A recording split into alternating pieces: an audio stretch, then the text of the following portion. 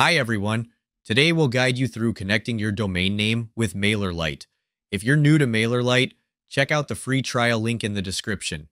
If you're already a user, just log in and follow along with us. First, click on Account Settings, then select Domain.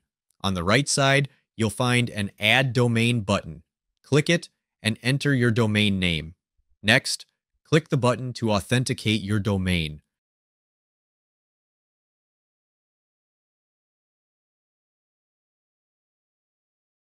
After that, copy the provided CNAME and TXT values and paste them into your website's DNS settings. Once you see the message, DNS record created successfully, refresh your page and your domain will be authenticated. I'm also offering a free email list building course in the description below, where you can learn how my team and I generated $3,493 in commissions while growing our email list. The training is completely free right now, so don't miss your chance to check it out. Thanks for watching.